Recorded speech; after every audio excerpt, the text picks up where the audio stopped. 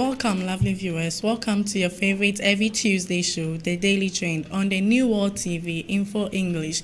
On this show, we talk about everything concerning you and I.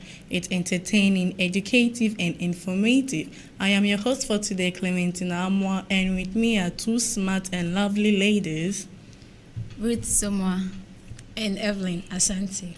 Today we'll be discussing on society, prisons, rehabilitation, and societal reforms.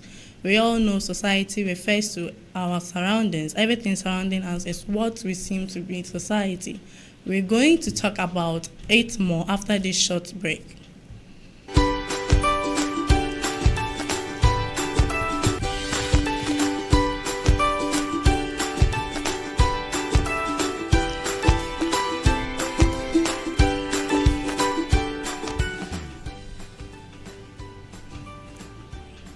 Welcome back from that short break. You are still watching the Daily Trend TV show. In this segment, we are going to discuss rehabilitation and prisons. But first of all, we've been hearing prisons since childhood. Mm-hmm. What exactly is the word prison, or what is prison? Okay, so I think prisons is a place where people who have been convicted of their crimes are taken to as a form of punishment. Well, I think people being accused of their crimes are the ones who have been taken to the prisons. Being accused, I think, takes us to jail. Okay. Or then there are differences between prisons and jail, certainly. I think. They are not the same things. Okay, if then let's go for the differences between jail and prisons. Okay, so when we say jail is a confinement facility where people stay while they are waiting for trials. Okay. And when we say prison, we can say it is a facility for those who have already received their sentence. Okay, so then if you are in jail, it means you are yet to be tried. Yeah, so you are not it's just a temporary place. You're just being kept there. It's like you're being detained until you're being tried. For jail, you are being convicted of your crime. You have been sent for trial or court. You know your sentence, or you know how you are going to serve. But for prison, I think it's a different thing. Well, I don't know, but I feel like prison, if you've been given a long-term sentence, you should be in prison. So I'm trying to ask, does it mean that in the jail it's temporary, meaning that you're being detained there, or there's a difference between jail and detention? Usually, if you are in a jail, yes, you have been detained, but it's only for a short period of time. It's when you have been convicted and you've been found guilty that you are taken to the prisons. Okay.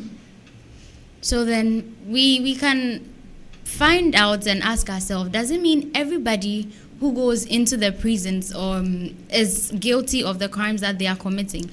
Okay, for that, I can say mostly there are a lot of people in the prisons or in jail who are not guilty of their crimes. They are sometimes blamed or accused wrongly. Sometimes they are just seen in the crime scene and they are being accused of it. Well, saying of that, I know of a story of a guy who just forgot his ID on a crime scene, and then during the investigation, they found his crime scene. They found his ID on the crime scene, and then they said that he's the one who committed the crime because his ID was found there. So this place, he has been falsely accused of a crime he didn't commit. So someone like this is in jail, is in prison right now. I also have another scenario of a boy who went with his brother on a trip. Just that the brother had the intention of going to steal, but he didn't know anything about it. But because somebody, a witness saw him at the crime scene, he was being accused. Whilst now, as I'm talking, the guy is serving in the prisons, and the brother, on the other hand, is free walking somewhere else. So I think not all those in the prison cell are convicted or are guilty of their crimes. Of the crimes, and yet they are there. Yeah. But this whole imprisonment system, is not actually indigenous to African states. Because, yes, we did have our own local system of punishment with our people, but we would realize that all this formal imprisonment system actually came with our colonial masters, right? And so most prisons, as are now, are maintaining the buildings that were there from the colonial times. And so you visit some prisons and they are very old, they've not been maintained, there are no renovations, nothing. And it's contributing to a lot of negative things that we keep saying about these prisons. This brings me to the causes and some conditions in the prison cell. A lot of times we hear prison is a very unpleasant place to be. Prison is like hell. In fact, and it's true, because they are being maltreated. They are being malnourished. Yeah. And they are very congested in the cell. They are overcrowded in one place. But I think since my colleague here said, before we weren't used to those things, and then during colonization they built forts and all those things. Then right now most of the countries here are using the dungeons and all those things in place of prisons, and all those places haven't been renovated yet, so they are too small to keep a number of people there. But then right now we keep about 40 people in a room that can contain 15 people also. Yeah, and you realize also that most people who are sent to these prisons, like we said earlier, are still waiting trial, and yet they are taken to prisons, which increases the number of those in prison, contributing to the overcrowding and all those issues and problems that we have. And mostly to the agencies in African countries should help. They should raise funds to help those in prison. Sometimes it's very hard to get food to eat over there, but if they invest in the prisons, like bringing things, full staffs, visitation, and sponsoring they will try to do something. But if we are looking on the brighter side, okay, yes, we say all these things, they are not fed well, they are maltreated, the staff are not relating with them well. If we are actually analyzing everything, okay, we'll realize, yes, some of it is true, but I don't think it's 100% as bad as we make it seem. Well, right? It's not 100% bad, but then there are some people, some organizations or NGOs make sure they give some gifts to the prisoners, but then they don't give it to the prisoners. The wardens share it among themselves and they use it anyway. Well, I know concerning that, they actually keep records of the prisoners that do come in, of the things that they receive, and so they are supposed to be held accountable for everything they give. So we can't fully say that they don't use them or they don't give them. Maybe the prisoners don't see the things. They can forge. They can forge papers. They can forge, yes. A document can be forged, so they can forge, but rather they will keep the items for themselves. But on the document, they will say they have shared it. But then I think with good supervision, and then if they are being checked, right, because they would have leaders that they have to account to. So then if they are being checked, then it is possible, but probably wouldn't be as bad as we are saying it. And if we look at the fact that they are not fed well and all that, I know, for example, in Ghana, that there are other things aside what people bring in as sponsorships and donations, okay? I know there are other fields and then other farm areas where the prisoners are allowed to work on. And so this also supplements the food that they get to eat. But since they are working on those farms and all those things, what makes you think that as they are working there, they are even being paid, or they know that since they are working there, we're going to take in better food?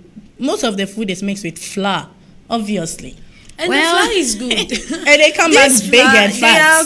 They are good. They are helping them. Flour is something we've all eaten before. In SHS, you have a little bit of it, right? And we know that their number is quite large. So maybe it's not the best, but it's not so bad either, I guess. We all know that palm nut soup is supposed to be heavy. But just imagine palm nut soup mixed with flour. It's not how it's supposed to be. But it will help them. It will even tell those outside that they are treating them well, because when they become big and they go out of prison, they are okay. Yeah. But then I think it's also because they don't have much. They don't have enough money to provide, just as if they were free, right? Yeah.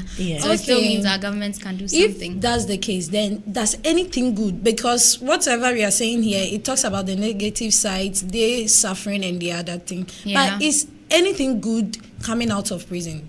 Is there anything good about prison? Well, there should be a positive side to prison. We know that if you go through the system of imprisonment, you come out better you come out rehabilitated, maybe having a few skills that can help you continue living your life outside prison. Okay, with the case of Atai, a Ghanaian notorious armed robber, we can say that with this, rehabilitation has helped him a lot.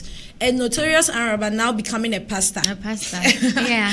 It's really wow. So rehabilitation, there are some effective programs in the prisons that help our prisoners to be well equipped when they come out of prison. They go through a lot of things. They go through a lot of programs that will help them. So I think that the rehabilitation helps them a lot. It's not like they are just there doing nothing and come back and they go back to stealing. Sometimes they're just there and then they'll be giving them enough skills. They'll come out with acquired skills to do what they want to do, to help fend for themselves when they come out. I think we can understand what we are talking better when we look at this testimony from Delisa Bimbe. He's a South African and he's an ex-convict, and he was being interviewed and he spoke about his life after prison and how he was able to make it, setting up his restaurant. So we'll see that in a few seconds.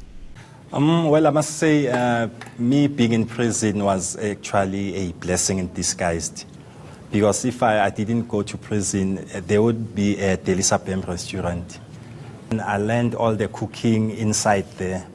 From the main kitchen, I work at the prison restaurant they call mess. That's where I learned all the cooking and stuff. So when I went out, I decided, no, I want to open my own restaurant.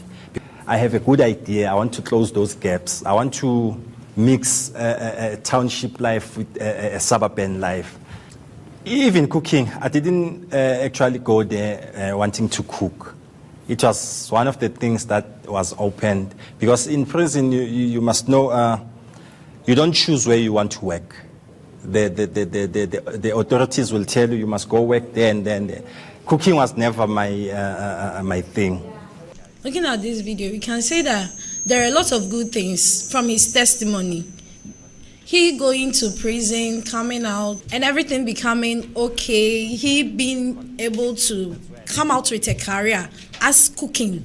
Yes. Then it means prison is not that bad as we thought. No, certainly not.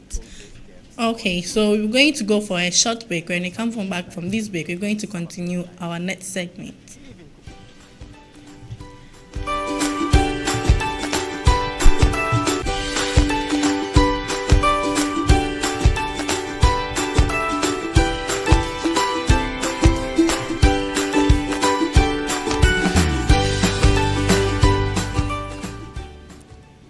Welcome back from the short break. But before we start this segment, I want to ask two questions. The first question is, will you marry an ex-convict? And the second question is, will you employ an ex-convict? My fellas, please, will you marry an ex-convict? And will you employ an ex-convict? Evelyn, this question is truly a bit challenging, but would Clementina, what do you think? I think we should answer this question after the next segment. Okay, so I'm thinking that if we are looking at all these things, prisons, rehabilitation, is there? I personally think society isn't doing much at all to help those who are in prison and those who are coming out. Well, society isn't doing much to help those in prison and those who are coming out, but I think society is doing a lot to help them. It's just that sometimes we feel like if we welcome those from prison into our life, what if they hurt us again? We think of our feelings. We think that maybe if they are back, they are going to do the same things they did, and then we're going to be in a lot of danger. Not that we don't want to accept them. I think fear is what makes us not to be able to accept them. Then it means that these people, when they come out of prison, they can be accepted. They can be accepted. They have to be accepted. They are human. Just that maybe when they come back, we think that they are too bad, but then they are human like us. So as human, what are we going to do about this? But you know, just like with the first segment, okay, still on the Lisa Bimbi, he also tells us something more when he came out about how people treated him and how he found it difficult. Let's look at this video. Fortunately, people never judged me. They actually welcomed me with warm hands. When I went out, people welcomed me, and then they said, no, it's fine. You can. Funny because the government will tell you they are rehabilitating us at prisons, but once you are outside, they can't offer you work. They will tell you have a criminal record. So I decided, no, let me open my own restaurant, which was welcomed with warm hands. How long have you been out now? Since 2007, December. And then I started my business. I started my business 2008, November. Yes. And in that time, what is the one thing that you would describe as the... Funding. Funding is... You can't just find money. People won't lend you money. People won't trust the new thing. They want to... You see, when I first started this thing, people were discouraging me. They said, no, you can't start this kind of a business because no one has done it before. So they wanted me to do something which was already in there. So I took my chance, I took my risk, because as an entrepreneur, you know, as an entrepreneur, you are a risk taker. So I must say it has been a long and hard journey. Yeah, and then, but my father is the one who funded me to start my business up until he passed away. So when you look at what he said, at first, people welcoming him or people accepting him back into the society was not so easy. They didn't feel so okay around him. Even getting a job was difficult, right? So then it means we in the society also pose a problem to helping them get back, helping them reintegrate, helping them feel part of us again.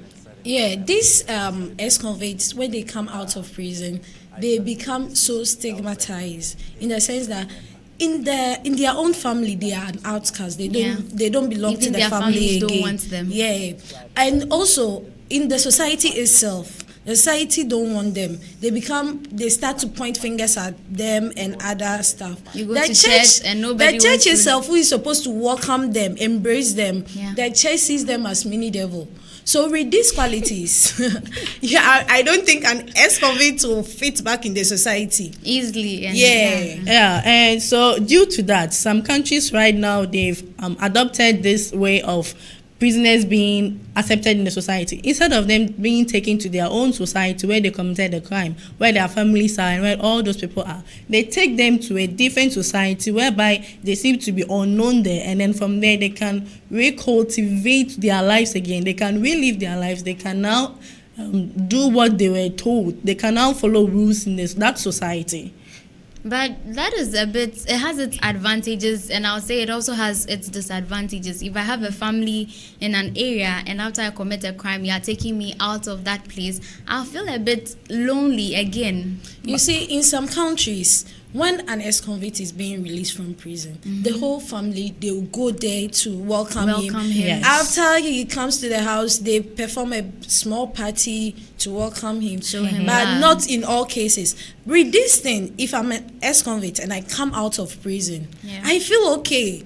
I feel like a normal human being. But in other cases, they come out of prison, no one to welcome them. They take their own cars back to their house. And even mostly when they go back, they don't see their houses as it was again. Or they don't see their family any longer. So with this, I wouldn't know where to go from there.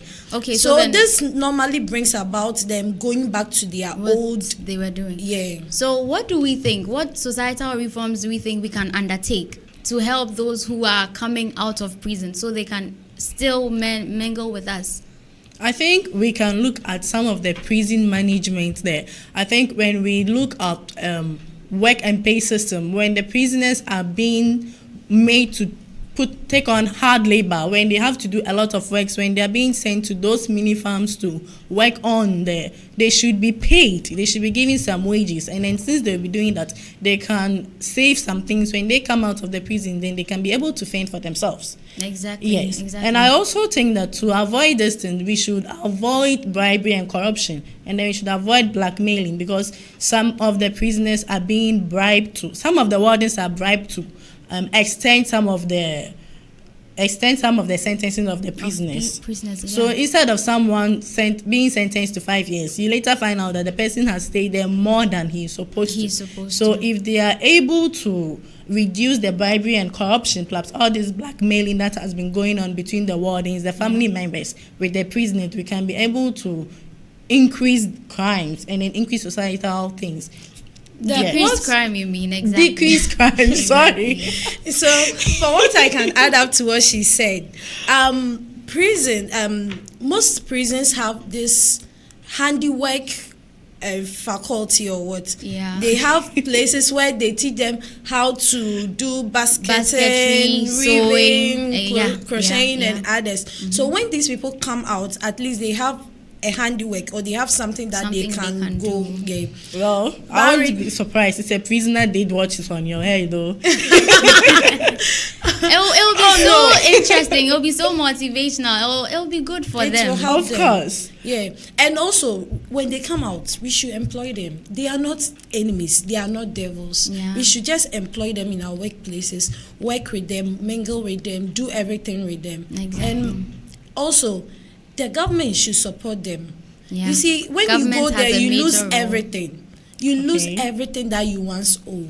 So when you come out, you should, the government should support them financially and any other means that they can. Yeah, I think we can also create awareness, okay? Maybe through the media or through our journals, any way that we can contact and we can reach out to the public, create awareness and educate people to understand that the fact that somebody committed a crime doesn't mean they've become less of humans, or doesn't mean they've become endangered persons to be around. They are still part of us. And if they've been able to go through prisons and being rehabilitated, it means that something else has been added to them. Yes. So whatever they did is still not hanging on them anymore. So that if we feel they are being a threat to us, we just let that thought pass and welcome them, let them feel okay around us. Because I know that if somebody is trying to draw close to you and you think he's an offender, he's an ex-convict, it will make them not even want to so this tends to normally bring them back to what they were doing. Exactly. Yes. Exactly. Yes. Exactly. So you see a person coming in and out of jail, that place is the second home. That's all they know, because society is not ready to accept them. And if we can still, mostly talking about parents, okay, and families, that accept them when they come back. Some people go home and then there's no one to welcome them, although they know they have families.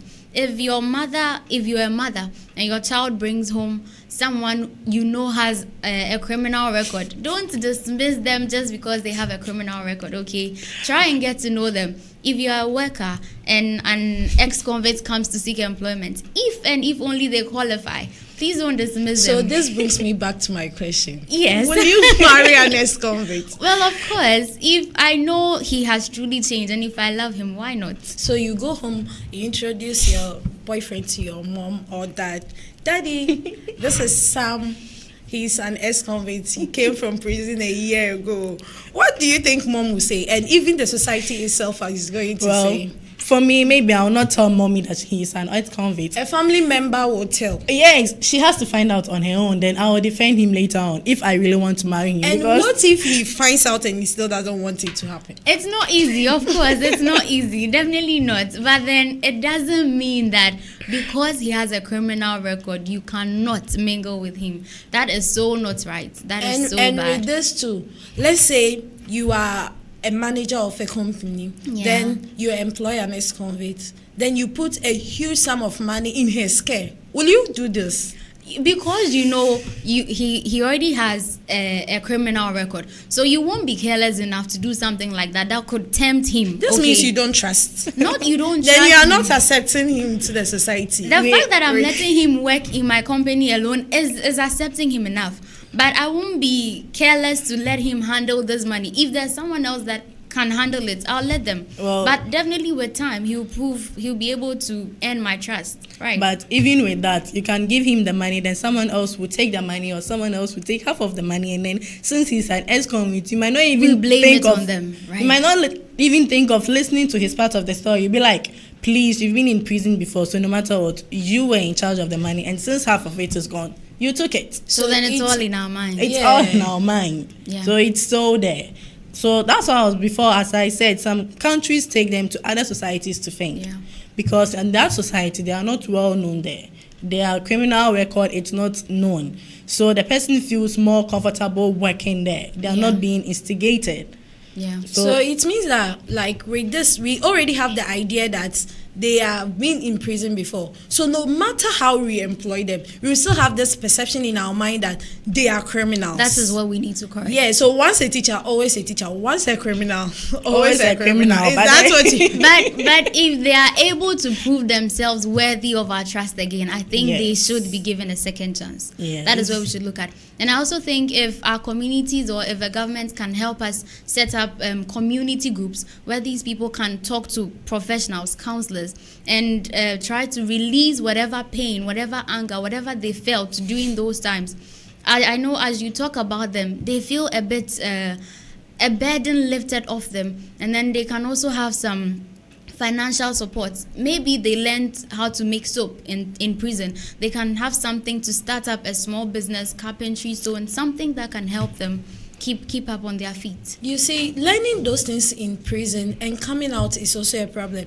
I've learned I know how to make soap, but where are the funds coming from? Yeah, that's what the Lisa said, that his father was the one who sponsored him and helped him because in this no case, one was the willing family to. doesn't even want him. So then government should be able to step in. Or volunteering people, sponsors, and then philanthropists. When you talk about the volunteering people, I don't really understand you. Can you maybe let me more and our viewers here to understand what you're trying to say by the volunteering people? Volunteering people in a sense that I choose to help someone who is an ex-convict, right? Yes. So no one is compelling me, but I want to help. I want to help him start his business. I want to help him go. I want to help him do something so that he can fend for himself. Yeah. Okay. So this, like, not more or less than an agency or your personal... An agency, individuals, exactly. NGOs or any other thing. NGOs, yes. Philanthropists, all these with foundations and everything else. Right. Okay, so maybe if all NGOs come together to help our prisoners, as in they all know that when they come out, we welcome them, and then they know that they have changed due to the rehabilitation, programs. They've changed, and then we have to accept them. So, do you think that if we do all these things, it will reduce crime rates in the society? Certainly. I think the whole thing we are talking about here is that it's not just one person. It's not just an individual. We all need to come together with the little resources that we have. I have this, I have that, I have this. We help them feel a part of us again. We help them feel like they still belong. Yeah. Okay. So the little I can also add up is that these prison conditions, they are very appalling. But the government, the state agencies, personal agencies, the volunteering agencies, they can all come together so that these prison conditions can be solved one way or the other. Yeah. They shouldn't be neglected in the prison. Since they are in the prison, they are not part of the government matters anymore. They should be included and cared for. Yeah. Okay, so my favorite viewers, as we were saying, we all have to help the prisoners. We have to work hand in hand. I can't do it alone without your help. We all have to come together and make sure that all our prisoners feel welcome when they come out of prison. And we should be able to know that they've changed, so we don't have to be afraid of them anymore. Thank you for being with us from the beginning to the end. You can interact with us on Facebook, The Daily Trend TDT, and on YouTube, The New World TV, Info English. Thank you very much.